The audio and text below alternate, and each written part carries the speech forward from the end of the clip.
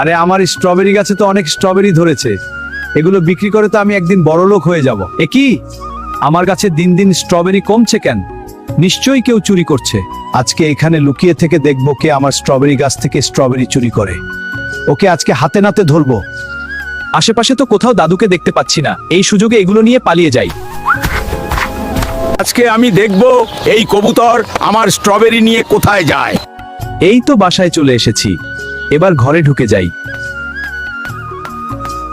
ও, এখন আমি বুঝতে পেরেছি, কবুতরটি মা হতে চলেছে, এই জন্যই সে খাবার জমিয়ে রাখছে। হে আল্লাহ, এখন তো অনেক ঝড় বৃষ্টি হচ্ছে, আমি কোথায় যাব, কোথায় থাকবো? হ্যাঁ আল্লাহ, এখন তো ঝড় বৃষ্টি শুরু হয়ে গেছে, আমাকে এই কবুতরটিকে বাঁচাতে হবে। কবুতর বন্ধু, আজ থেকে তুমি আমার সাথেই থাকবে, ঠিক আছে? চলো আমার বাড়িতে চলো।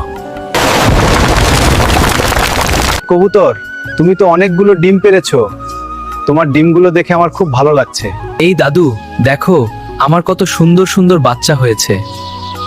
দাদু, তুমি কাঁদছো কেন? দাদু, সবাই আমাদের ভিডিও দেখে, কিন্তু কেউ লাইক দেয় না, কেউ সাবস্ক্রাইবও করে না।